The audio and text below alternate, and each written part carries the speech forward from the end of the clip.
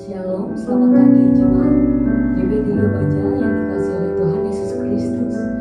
Pada pagi hari ini kita mau memulai ibadah kita mau menyatukan hati kita mau memuji Allah kita yang ajaib, Allah kita yang luar biasa, yaitu Tuhan Yesus Kristus. Mari kita siapkan hati kita mau memuji Tuhan Allah yang kuasa.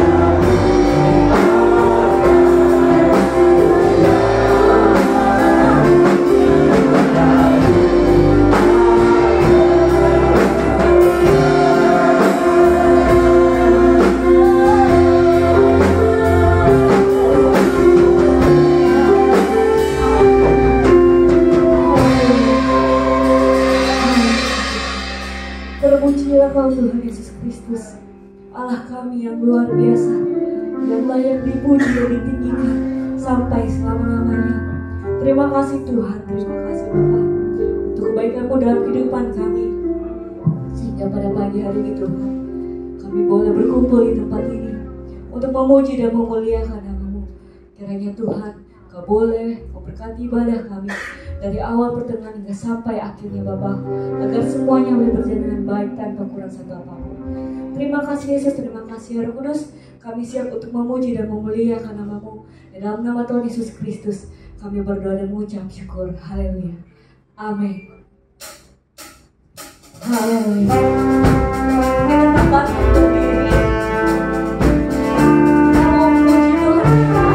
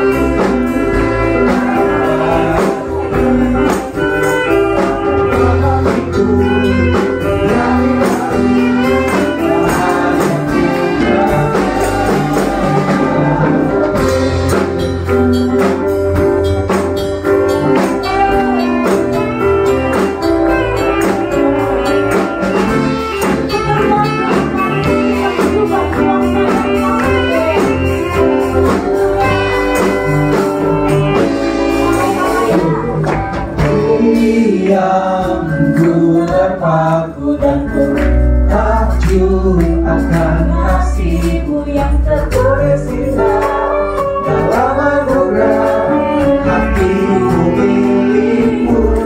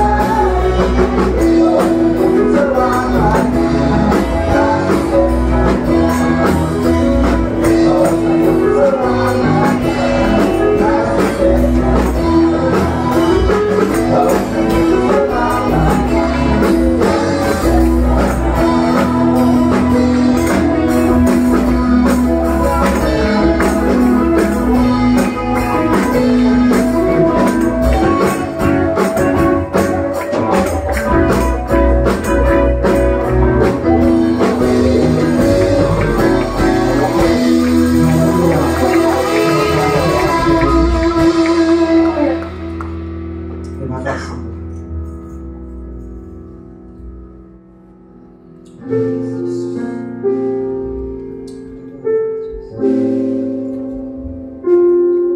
Pagi hari ini kami datang Tuhan, dan segala kerendahan hati kami Tuhan, kami mau datang kepada Yesus. Kami mau lebih dekat lagi Tuhan.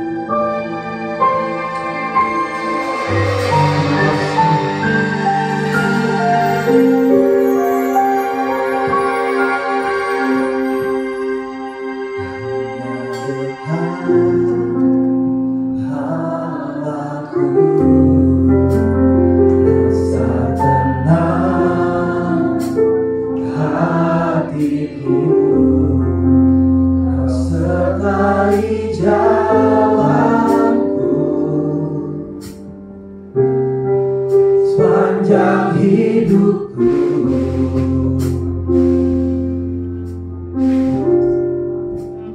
hanya dekat padamu, ada kekuatan baru, tempat perlindunganku, keselamatanku.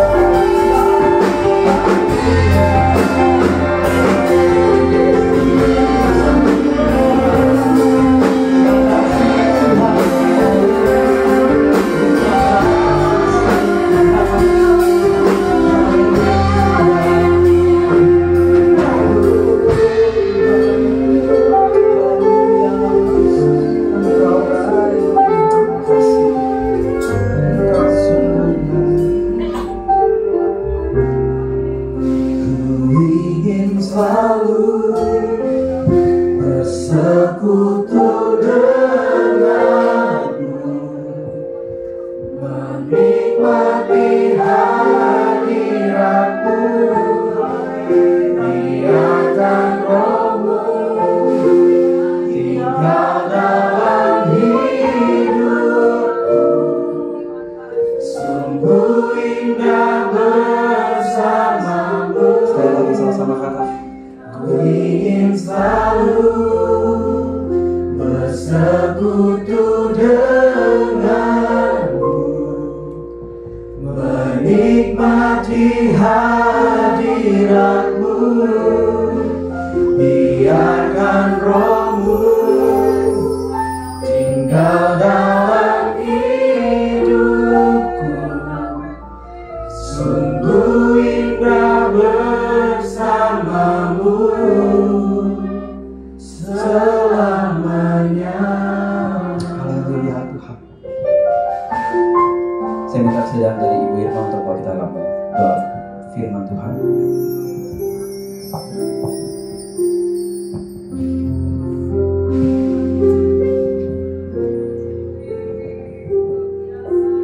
Haleluya, haleluya Yesus. Segala hormat pujian hanya bagi Engkau Bapa. Bapa, pada saat pagi hari ini Tuhan, kami sudah menaikkan pujian penyembahan kami kepada Engkau Tuhan. Kami bersyukur berterima kasih Tuhan, karena hanya pujian dan penyembahan itu yang bisa kami berikan kepada Engkau Tuhan. Allah yang begitu baik, Allah yang begitu mengasihi kami Bapa.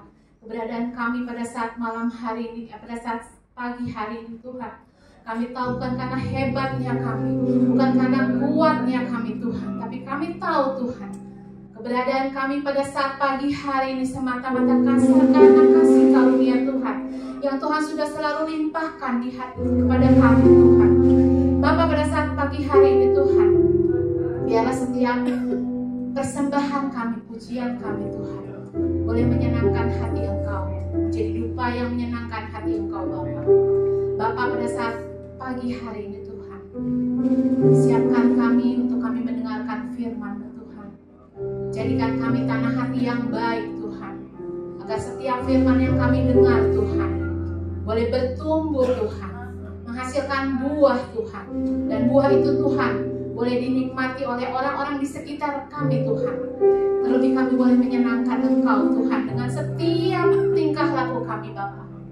Bapa di surga, sebelum kami mendengarkan firman-Mu Bapa, ampuni setiap dosa dan kesalahan kami Tuhan. Layakan kami Tuhan menerima berkat lewat firman yang akan kami dengar pada saat pagi hari ini.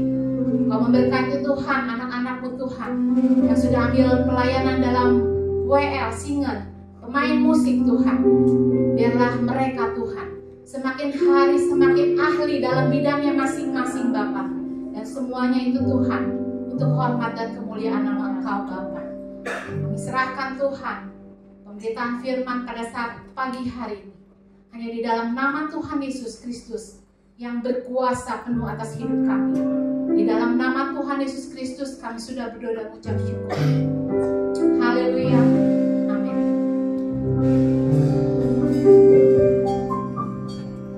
Kita akan mengatakan korban persembahan kita.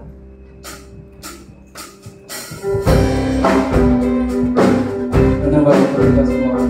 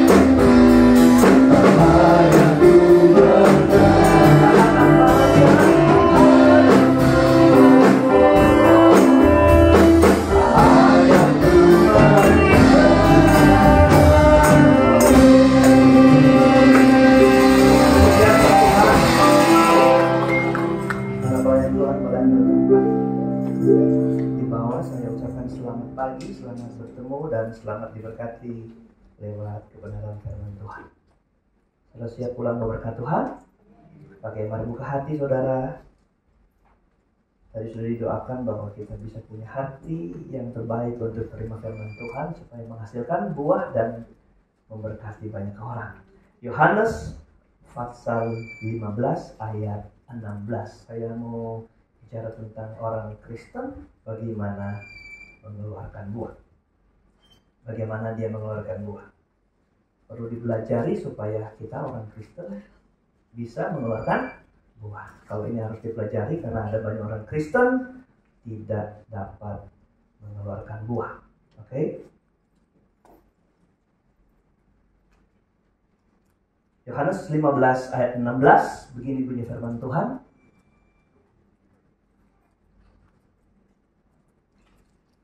Bukan kamu yang memilih aku, tetapi akulah yang memilih kamu.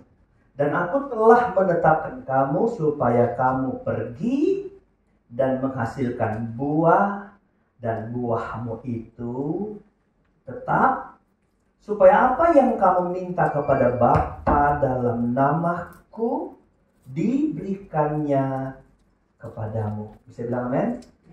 Oke, Bapak Ibu Saudara yang diberkati Tuhan, bukan kamu yang memilih aku, kata Tuhan, tetapi akulah yang memilih kamu. Jadi tidak pernah ada manusia mendahului pilihan. Selalu Tuhan mendahului memilih, baru kemudian manusia memilih Tuhan. Jadi orang Kristen tuh memilih Tuhan itu karena Tuhan sudah pilih. Akibat dari pilihan Tuhan, maka terjadilah orang itu memilih Tuhan.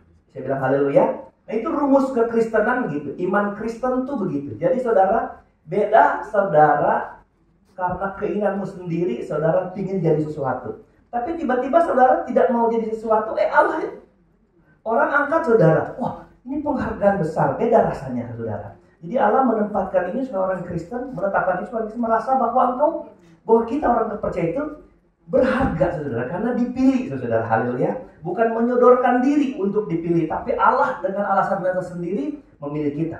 Oke. Aku telah memilih kamu. Akulah yang memilih kamu. Nah Bapak Ibu Saudara, apa tujuan Allah memilih kita?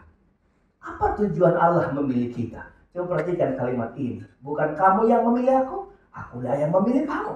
Dan aku telah menetapkan kamu supaya kamu pergi dan menghasilkan buah, dan buahmu itu tetap.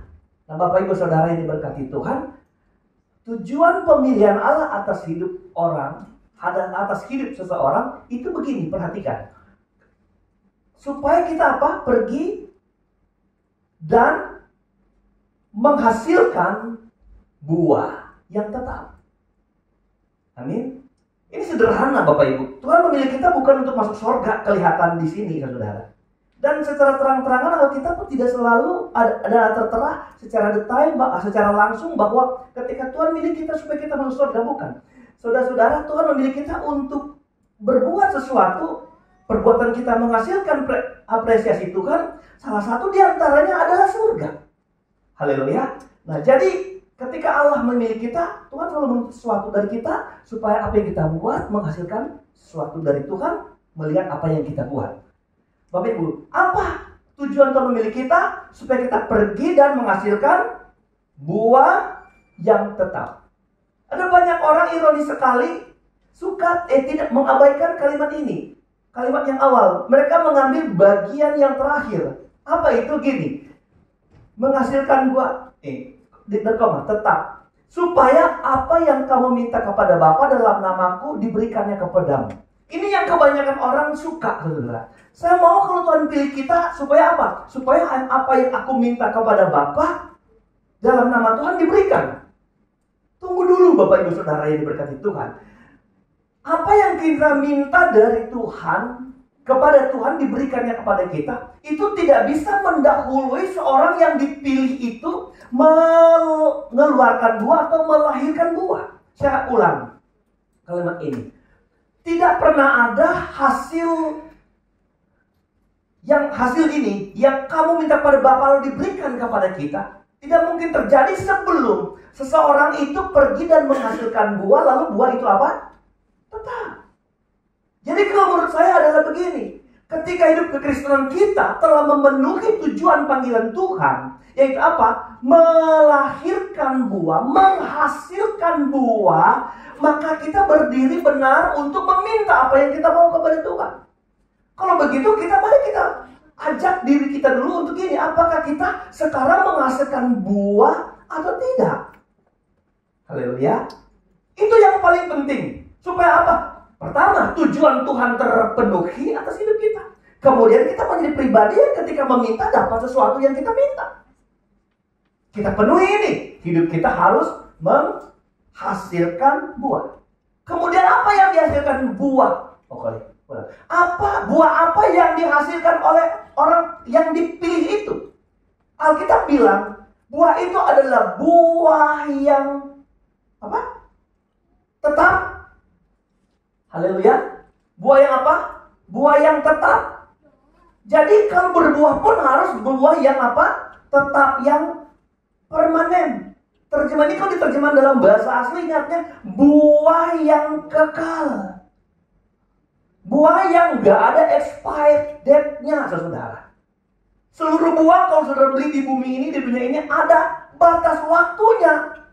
Tapi orang Kristen kan lahirkan buah yang benar-benar buah dari hasil dari pilihan Tuhan. Buahnya ini apa? Tetap. Permanen. Tidak berubah. Kenapa? Karena kita ini mau berbuah untuk orang lain bisa melihat buah kita. Makanya Allah mau buah yang ingin dilihat orang lain dan depan kita adalah buah yang tetap. Haleluya. Jadi ini pergumulan orang Kristen. Apa itu? Kita sudah dipanggil Tuhan. Semua kita di sini sudah dipanggil Tuhan. Bukan saudara yang memanggil Tuhan untuk datang hidup saudara, tapi engkau yang dipanggil Tuhan lebih dulu, saudara. Engkau yang dipilih Tuhan. Dan sekarang kau ada di gereja, saudara. Ragam pilihan untuk setiap orang Tetapi intinya adalah kalau engkau kemudian mempercayai Tuhan, menerima Dia Tuhan sebagai juru selamat, berarti engkau telah dipilih Tuhan. Haleluya. Nah, tugas orang yang dipilih Tuhan adalah menghasilkan buah. Dan untuk menghasilkan buah butuh yang namanya proses. Haleluya. Proses. Mari kita menjawab bagaimana seorang yang dipilih Tuhan menghasilkan buah. Bagaimana seorang yang dipilih Tuhan menghasilkan buah. Jadi ketika dia panggil Tuhan, dipilih Tuhan, bukan tinggal terus nggak berbuat apa-apa, tidak ada hasil dari kekristenan kita, tapi kita harus berbuat. Gimana rahasia berbuat? Pertama, Roma 8 ayat 5 dan ayat 13.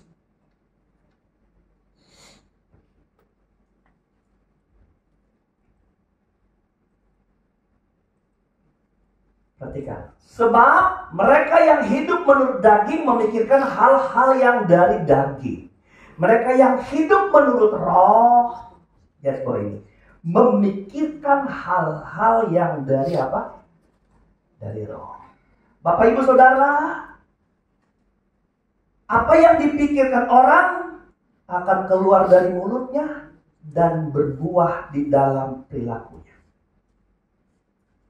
Buah dari perilaku adalah hasil yang dipikirkan orang. Saudara mau pilih mana? Yang memikirkan daging atau yang memikirkan roh? Saudara, kita ke ayat 13. Sebab jika kamu hidup menurut daging, kamu akan apa? Mati. Tetapi jika oleh roh, maksudnya, tetapi jika kamu hidup dalam roh, hidup dipimpin roh, kamu mematikan perbuatan apa? Dagingmu, tubuhmu, dan kamu akan hidup. Bagaimana orang Kristen melahirkan buah? Bagaimana orang Kristen melahirkan buah? Dia harus dipimpin Roh Kudus. Haleluya. Nah, ini pertentangan orang Kristen. Engkau mau dipimpin Roh Kudus atau mau dipimpin daging? Ini sudah menjadi ilustrasi hafalan saudara, karena sering kali saya bilang di mimbar ini. Kalau ada anjing hitam sama anjing putih berantem, siapa yang menang? Ya, pertanyaan dari purbakala kami sudah tahu. Saudara nggak milih anjing putih. Saudara juga nggak memilih anjing hitam, bukan? Saudara memilih siapa? Anjing mana? Anjing gemuk. Anjing yang diberi makan banyak, ya pasti jadi gemuk. Kalau Anda memberi makan yang putih-putih, jadi kuat. Yang kuat mengalahkan yang lemah. Saudara mau berbuah itu tergantung siapa yang engkau pilih untuk menghidupi saudara. Saudara memilih hitam, maka hitamlah yang kuat, yang kemudian mengalahkan yang putih. Lihat Alkitab ini bilang, kalau hidup menurut daging, kamu mati. Jika kamu hidup, tetapi jika oleh roh, kamu hidup oleh roh, kamu mematikan apa? Perbuatan tubuhmu, perbuatan dagingmu, dan kamu akan hidup. Mati di sini bukan berarti mati masuk kubur, tapi mati dalam kehidupan Kristen. Perjalanan kekristenannya bukan yang ditonjolkan adalah perbuatan dari roh itu, karena tidak ada buah roh dihasilkan oleh daging, ada. Coba kita baca Galatia pasal 5 ayat 16 dan 17.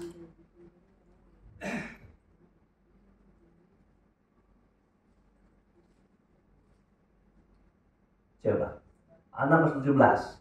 Maksudku ialah hiduplah apa? Oleh roh. Hiduplah dalam pimpinan roh, maka kamu tidak akan apa? Menuruti keinginan daging. Daging itu akan gerang, gak pernah hidup di kita. Kita selalu menekan dia. Kenapa kemampuan menekan ini ada? Karena kita memilih untuk hidup di dalam roh.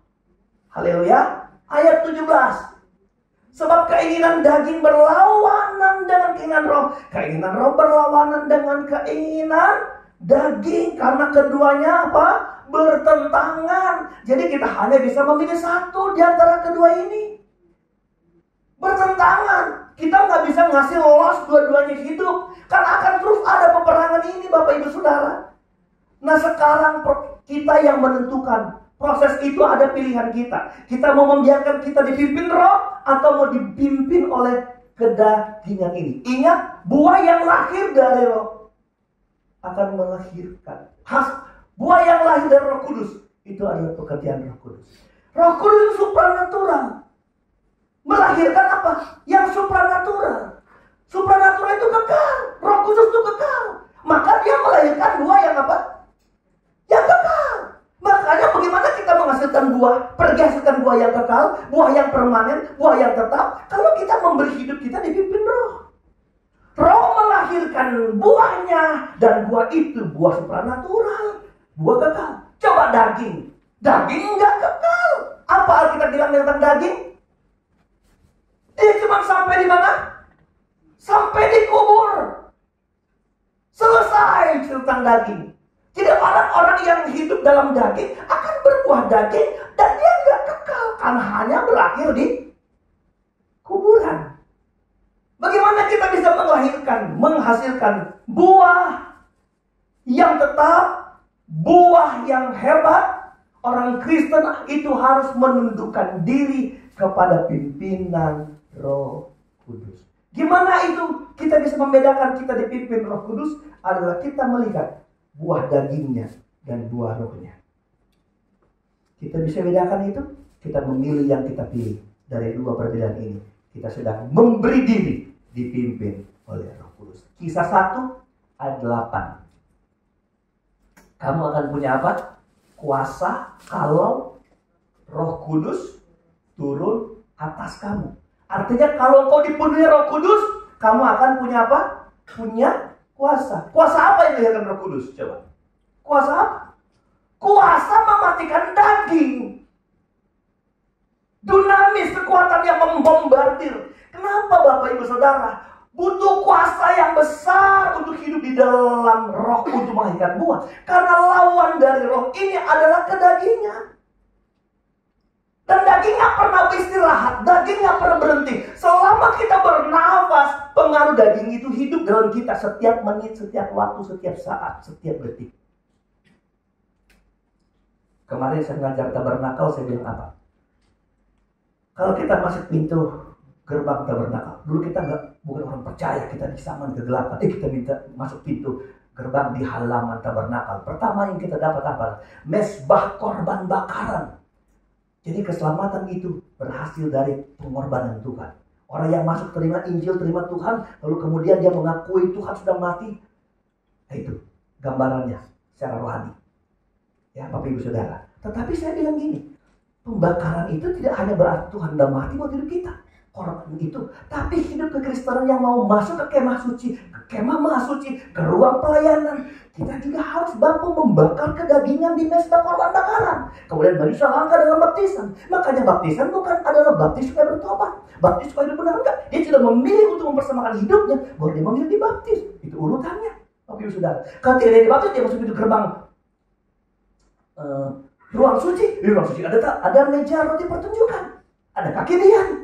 Itu bicara apa? Orang yang diurapi Tuhan. Lalu bicara apa? Bicara pelayanan, bicara firman Tuhan. Lalu bicara apa? Mesbah domba, bicara penyembahan kita, pelayanan kepada Tuhan. Jadi orang yang mau masuk pelayanan itu dibaptis dulu. Waktu saya tanya, saya kasih pertanyaan, ruang pertanyaan kepada mahasiswa, saudara-saudara. Ada yang tanya begini, Pak, saya ingin ketegasan. Ada dosen yang ngajar kami memilih mana? Milih pendapat Bapak atau memilih pendapat lain? Kenapa? Dia bilang gini, pelayanan itu cuma aturan manusia.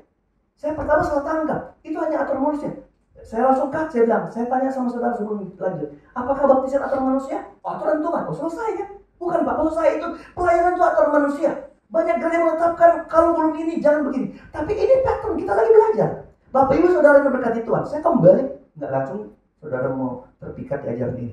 Kembali, saya bilang pengorbanan saudara, pematian daging terjadi di waktu kita jadi orang Kristen.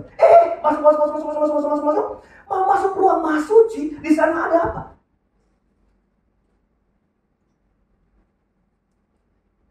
Ada pengorbanan, ada tabut perjanjian yang darahnya harus ditaruh di tanduk. Bicara apa? Tanduk itu bicara kuasa. Bahwa kita tidak pernah berhenti mematikan daging selama kita hidup di dalam Kristen sampai kita masuk di dalam sekinah glorinya Tuhan. Perjuangan orang yang tidak pernah berhenti adalah perjuangan melawan daging, bukan melawan darah dan daging. Bukan melawan darah daging, itu maksudnya orang-orang. Kalau orang hina saudara, musuhmu bukan orang itu yang menghina. Tapi saudara punya perjuangan adalah gimana saudara mengeluarkan buah waktu Anda dihina orang. Saya ulang. Waktu saudara dijelekin, diapain orang? Saudara sakit hati dengan orang. Ingat, musuhmu bukan orang itu. Musuhmu yang kau harus perbaikin adalah hidup saudara. Yang ketika dihina orang, engkau melahirkan buah roh. Sehingga apapun yang orang bilang, engkau berpegang kepada apa yang roh mau dari saudara. Kalau ikut daging apa? Kita akan parang balas dendam. Ikut daging kita apa? Kita hadap di perempatan jalan. Ikut daging apa? Lu jual, gua beli. Tapi kalau kita hidup dengan roh, makanya kekristenan itu adalah bagaimana dia berjuang mengalahkan dagingnya. Semua musuh-musuh di luar itu hanya penyebab apakah engkau mau ikutin daging atau ikutin roh. Tapi orang Kristen yang penuh dengan buah roh, pasti dia memilih menundukkan diri kepada Roh Kudus. Dan dia akan memenangkan segala perbuatan daging. Haleluya.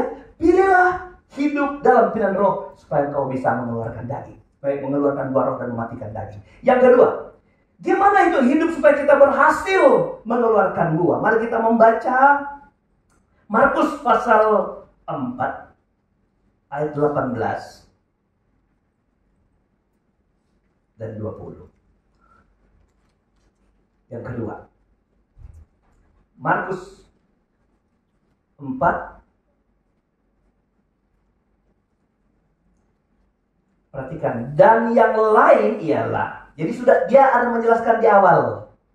Ini cerita tentang benih yang jatuh, ya, benih yang jatuh di pinggir jalan, di batu, di semak duri, dan di tanah yang baik, yang baik.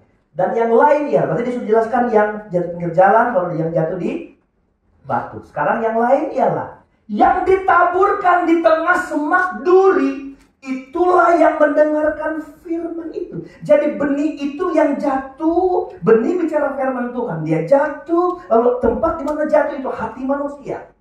Nah, dia bilang yang ditaburkan di semak duri itulah yang mendengar firman Tuhan. Kita lihat hati manusia yang semak duri ini, ayat 19. Lalu kekhawatiran dunia ini, tipu daya kekayaan, dan keinginan akan hal yang lain masuk menghimpit firman itu sehingga tidak berbuah. Bapak ibu saudara, duri bicara banyak keinginan. Keinginan selalu lahir dari mana? Dari pemuasan atas daging. Saya ulang. Lalu kekhawatiran dunia ini, tipu daya kekayaan, keinginan akan hal yang lain menghimpit firman itu sehingga tidak berbuah. Apa yang menyebabkan orang Kristen tidak berbuah? Sekalipun dia dengar firman Allah, sekalipun dia orang Kristen duduk di gereja, dapat firman, tapi dia tidak berbuah karena hidupnya lebih banyak mengkhawatirkan dirinya. Amin. Jadi gimana orang Kristen mau berbuah? Kebalikan dari ini. Maka orang Kristen itu harus menjadikan hati tanahnya, tanah hatinya menjadi tanah yang bebas dari pinggir jalan. Hati yang tidak seperti tanah yang berbatu. Termasuk hati yang tidak seperti tanah yang bersemak duri. Dia memilih hatinya menjadi tanah yang baik. Orang Kristen mau berbuah, hatinya yang baik harus ditaburi firman supaya firman itu melahirkan buah. Baca ayat 20 terakhir, perhatikan ayat ini. Dan akhirnya yang ditaburkan di tanah yang baik ialah orang yang mendengar dan menyambut firman itu, lalu apa? Berbuah. Boleh bilang amin? Boleh? Bilang haleluya? Kenapa orang berbuah? Dia menerima firman, mendengarnya, menyambut firman itu, lalu apa? Berbuah. Ada yang 30 kali lipat, ada yang 60 kali lipat, ada yang 100 kali lipat. Kita nggak usah muluk-muluk 100, saudara. Yang 30 kali lipat saja. 30 kali itu 3.000%, saudara. Kalau saudara punya gaji 2 juta jadi 4 juta, cuma naik berapa? 2 kali lipat kan 100%. Kalau 30 kali lipat berapa persen? Saudara kalau saya hitung 100 kali lipat itu saudara punya gaji 100. 1 juta 1 juta menjadi 100 juta. Bapak Ibu Saudara, itu kenaikan yang gila-gilaan. Itu buah. Jangan bilang kelip buah ini adalah berkat uang semata. Tapi ada satu yang gak bisa diukur oleh dunia. Kelipatan yang lebih besar dalam kehidupan kita. Makanya Tuhan bilang, jangan melihat orang di atas kita. Karena yang di atas belum lebih berkat, belum lebih benar, belum pasti lebih diberkati dari kehidupan kita. Kenapa? Karena ada alat ukur berkat yang tak bisa diukur oleh dunia ini. Haleluya. Ada alat ukur berkat yang gak bisa diukur oleh dunia ini. Ada buah yang wow, dia rasakan benar, dapat membawa hidupnya.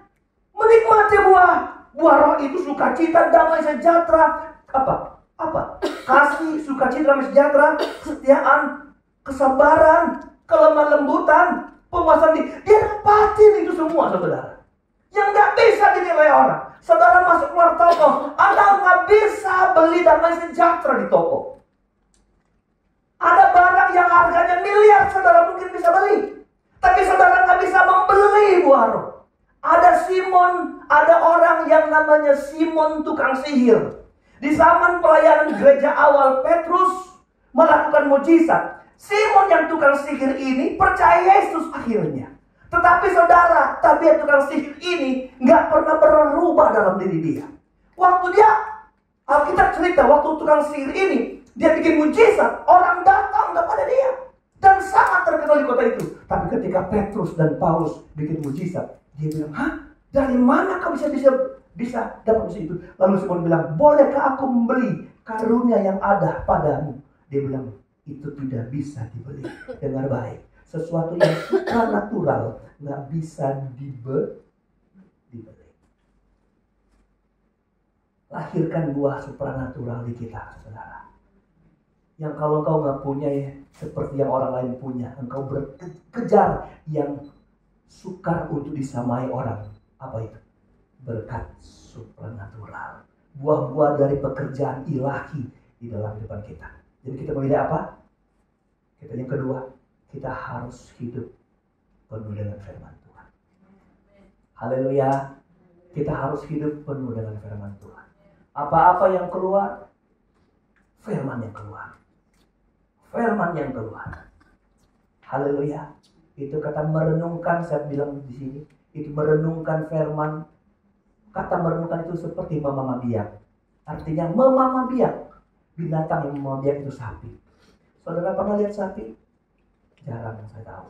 Tapi saya hidup dengan sapi banyak, lama sekali saudara. Saya di kampung. Ke belakang rumah sudah ada orang ikat sapi di belakang. Lihat dia, tidur-tiduran. Mulutnya berbusa. Karena dia nggak pernah berhenti mengunyah. Dia sudah tidur, mengunyah. Dia menarik bajak, dia mengunyah. Keluar lendir atau keluar busa di mulutnya. Dari mana dia mengunyah sementara dia sudah nggak makan? Dia mengunyah kembali rumput yang tadi dia makan. Yang tadi pagi dia makan. Dia kunyah, dia telan, dia keluarin lagi. Dia mamah lagi, dia telan lagi, dia mamah lagi. Itu memamah dia. Firman itu kalau menghidupi kita harus dimamah biak oleh orang yang mau mengeluarkan buah. Artinya apa? Dia dengar firman Allah, dia ingat. Dia dengar, dia ingat. Dia dengar, dia ingat. Bukan dengar lalu lupa. Dengar lalu lupa. Dengar lalu lupa. Masuk telinga kanan, keluar telinga kiri. Bapak Ibu. Orang Kristen harus penuh firman. Kalau ditanya apa? Yang kita punya jawaban firman Tuhan. Jawaban firman. Reaksi kita, reaksi firman. Buah. Haleluya. Haleluya. Yang terakhir. Gimana orang Kristen melahirkan buah? Yohanes 15 ayatnya yang ke-4 dan 5. Kita cuma undur beberapa ayat dari ayat pokok kita. Jadi saya kunci di pasal yang sama di Yohanes pasal 15. Oke? Perhatikan lagi. Tinggallah di dalam aku dan aku di dalam kamu. Sama seperti ranting dia dapat berbuah dari dirinya sendiri. Saya ulang. Sama seperti ranting tidak dapat berbuah dari dirinya sendiri. Artinya ranting gak bisa berbuah kalau dia berdiri sendiri. Dia harus tinggal dalam pokok menekan dia. Pokok juga menguasai dia. Mereka saling ketergantungan. Kalau ia tidak tinggal pada pokok anggur, demikian juga kamu tidak berbuah. Haleluya. Jikalau kamu tidak tinggal di dalam aku. Yang ketiga gampang. Untuk berbuah, saudara harus tinggal dalam Tuhan. Menempel dengan Tuhan. Haleluya. Menempel dengan apa? Dengan Tuhan. Di mana-mana saudara bawa Tuhan. Di mana-mana Tuhan harus hidup, engkau menempel supaya engkau apa? Berbuah.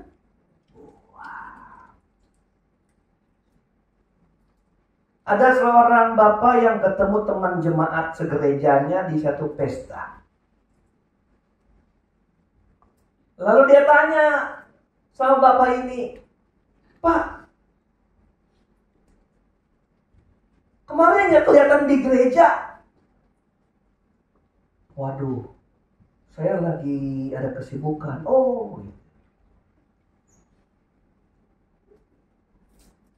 gimana ceritanya? Lalu kemudian tapi bapak bisa hadir di pesta ini. Oh, kalau sekarang rumah ada yang jaga, ada Molly yang jaga.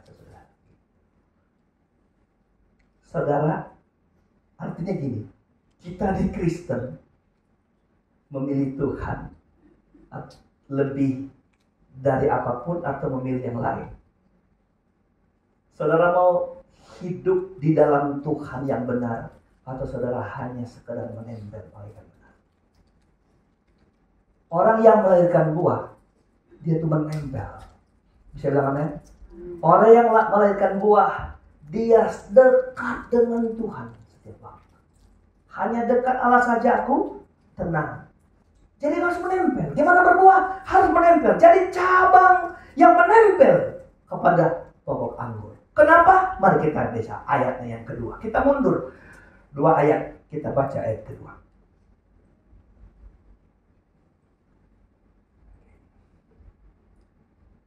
Setiap ranting padaku yang tidak berbuah, apa? Dipotongnya, dan setiap ranting yang berbuah dibersihkannya supaya ia lebih banyak berbuah. Mari ke depan. Lihat, saya mau lama di sini. Setiap ranting padaku yang tidak berbuah dipotongnya, dan setiap ranting yang berbuah. Ada 2 kali kata setiap ranting. Saya ulang. Ayo, perhatikan ini. Ada 2 kata setiap ranting dalam satu ayat. Setiap ranting padaku. Kemudian ada berikut, dan setiap ranting. Kenapa ada 2 kali ditulis setiap ranting? Karena 2 kali tulis menunjukkan ada 2 jenis ranting dalam satu pokok. Perhatikan ini. Kita sedang bicara tentang ranting-ranting yang menempel. Saya nggak bicara tentang orang yang tidak kenal Tuhan sama orang yang kenal Tuhan. Tidak. Saya sedang bicara semua ranting yang menempel. Semua adalah orang Kristen. Semua datang gereja. Tetapi ada 2 jenis ranting yang mutlak harus diperhatikan bagi setiap orang Kristen. Apa? Engkau harus memilih. Engkau ranting yang mana? Ranting yang mana kita, Bapak Ibu Saudara? Perhatikan, setiap ranting padaku. Pertama didapati yang tidak berbuah, tapi dia ranting yang padaku. Berarti ada orang Kristen yang memang tidak bisa berbuah. Kedua, tidak mau berbuah. Haleluya. Apa yang Tuhan bilang? Ini konsekuensi dari pilihan kita untuk menjadi orang Kristen. Engkau memilih tidak berbuah. Pada satu masa Tuhan biarkan saudara untuk dibiarkan engkau berbuah, tapi engkau nggak pernah berbuah. Ada Tuhan Yesus kasih ilustrasi begini. Ada seorang yang ada seorang di kebun anggurnya itu tumbuh pohon ara. Setiap tahun dia datang ke pohon ara itu tidak berbuah. berbuah. Setiap kali dia tidak berbuah, setiap kali dia tidak berbuah, oh dia panggil hamba-hambanya, kamu kesini, ya Tuhan, kamu tebang pohon ini. Setiap kali aku datang pada musim berbuah, dia nggak pernah berbuah. Oh Tuhan, kata hambanya, Tuhan jangan dipotong, izinkan dia setahun lagi hidup Tuhan. Nanti aku rawat dia, lalu dia bisa mengeluarkan buah. Tapi kalau tahun depan dia nggak berbuah, baru Tuhan potong. Saudara, Tuhan gak sembarang memotong. Tuhan kasih engkau kesempatan untuk saudara memilih menjadi ranting berbuah atau tidak berbuah. Saudara lihat pengorbanan Tuhan yang mahal di Kalvari, membawa engkau dari ranting liar. Makanya Makanya Paulus bilang begini, aku cemburu kepada kamu karena engkau telah dipertunangkan dengan Kristus. Engkau adalah ranting liar, tapi engkau telah dicangkokkan kepada pokok anggur. Kita nih ranting liar, tapi pengorbanan Tuhan menempelkan kita supaya kita mendapat kehidupan dari pokok itu sendiri. Tapi sayang, beribu sayang, ada orang menempel tapi dia tidak mau berbuah. Haleluya. Dia gak mau berbuah. Dia gereja tiap waktu, tapi dia gak mau berbuah. Setiap ranting padaku yang tidak berbuah. Saudara mau berbuah? Kenapa itu ranting gak mau berbuah? Dia gak mau diproses, dia gak mau dibersihkan. Ada pengaruh tumbuh dalam dia. Saya bilang saya tanam pohon anggur hampir 20 pokok anggur di bawah, saudara. Ada yang di bulatan itu tidak saya rancang berbuah, dia berbuah. Saya mau potong, saya nggak ada buah. Dia hanya buah senang dilihat. Lama kelamaan dia jadi kecil, nggak pernah besar-besar. Ada yang jadi hitam terus mati. Oh ya, kenapa nggak buah Pak? Emang ini pohon nggak saya proses untuk berbuah. Belum ada caranya, belum dibikin cara berbuah, cara pembuahan. Di dinding sebelah sini saudara ada 1, 2, 3, 4, ada 5 pohon anggur, saudara. Aduh, ada pohon anggur yang cepat sekali bertumbuh, senang sekali. Itu anggur, trans, dia berbuah. Di sebelahnya Jupiter, bukan Jupiter. Jupiter di sebelah sini, saudara. Baikonur di sebelah situ. Sudah panjang, saudara ke bawah sebentar. Sudah mati. Saya bingung dia bikin bagaimana ini. Saya coba cari akarnya. Saya lihat video. Oh itu akarnya dipotong. Dikasih kesempatan dia tulis akar yang baru. Lalu dikasih media yang baru. Aduh saya bingung. Saya gak pernah punya rencana mematikan anggur. Saya perhatikan di sebelahnya Baikonur. Yang lain bertumbuh dia kan lama. Ada putih-putih di sana. Dia kena jamur atau kena sariawan. Nggak tahu saya. Mungkin juga kena muntaber dia. Nggak bertumbuh dia. Kemarin saya bilang sama istri saya waktu kita jalan bersama, mampir di situ. Kita mau beli semprot-semprotan. Ini buat apa? Buat bersihin. Itu anggur. Itu anggur yang nggak bisa ngomong. Kalau anggur bisa ngomong, tapi kita nih anggur-anggur yang bisa bereaksi. Kalau kita semprot diam-diam aja. Tapi kadang kita kekalahan Kristen melahirkan buah supranatural. Karena kita nggak mau dibersihkan. Kita mau ada kehidupan yang lain yang timbul dari kita. Haleluya.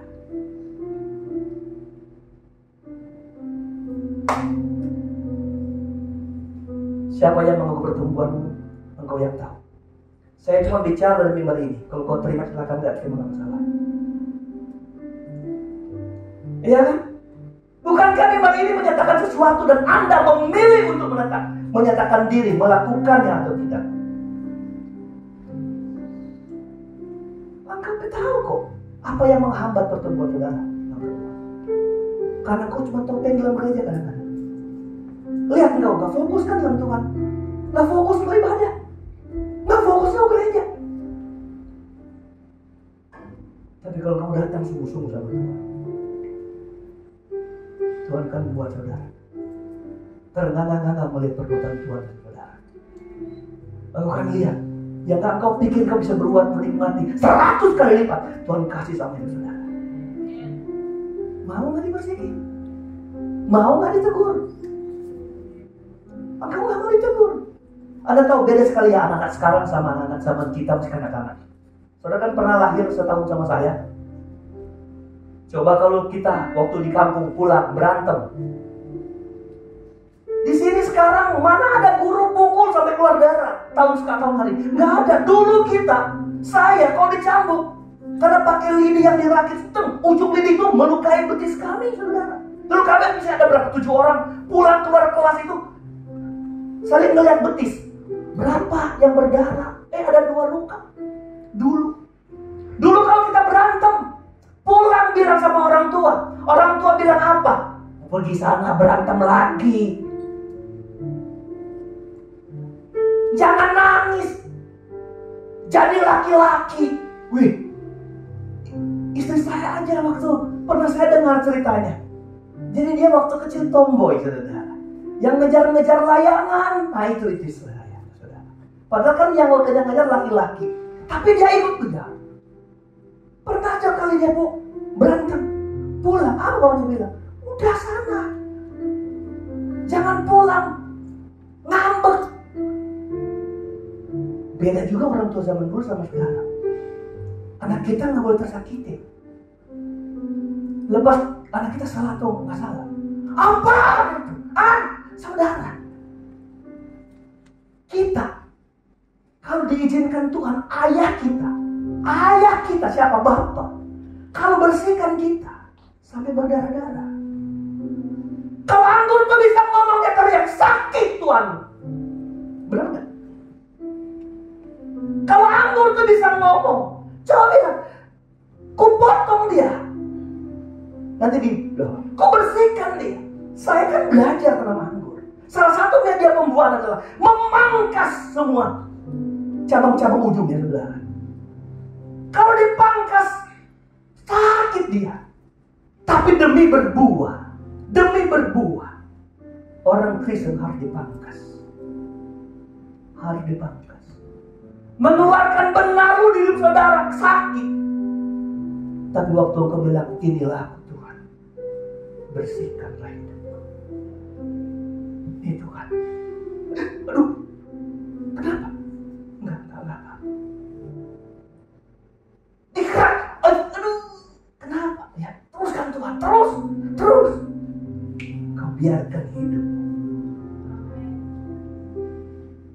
menahan satu proses Tuhan untuk engkau berbuah. Karena salah satu konsekuensi engkau berbuah, waktu tertanam engkau biarkan hidupmu diproses, dibersihkan supaya ia lebih banyak berbuah. Bukan cuma berbuah, tapi lebih banyak. Berapa tahun engkau di dalam Kristen? Berapa tahun engkau berusaha? Lihat hasilmu itu doang. Kita harus melihat, pergi melahirkan buah. Apa yang orang tonton di depan kita kalau kita sendiri gak bisa berbuah? Orang Kristen yang gak berbuah gak bisa melahirkan buah-buah baru di luar sana. Tapi orang Kristen yang mau berbuah, dia bawa hidupnya, dia bentuk oleh Tuhan. Haleluya. Jadi taruh hidupmu dalam pimpinan Roh Kudus. Karena cuma dia yang bisa menghibur waktu engkau dilukai. Dia beban hidup saudara. Tuhan yang melukai, Tuhan yang membuat. Gak apa-apa Tuhan. Satu waktu ketika Tuhan beban kita melihat buah yang hebat dari Tuhan. Amin. Bawa hidup kita disirami firman setiap hari. Firman memenuhi kita. Kita ingat tuh firman. Orang hina kita ingat firman. Orang sakit kita ingat firman. Orang sakit kita ingat wajahnya. Wah. Waktu baik-baik kamu ganteng banget. Setelah berantem, kamu tuh kayak gorila, saudara. Kita ingat firman. Dan waktu kita tertanam kepada Tuhan, mau setia, kau harus rela untuk dibersihkan. Mari kita pakai berdiri. Kita bilang terima kasih Tuhan. Terima kasih.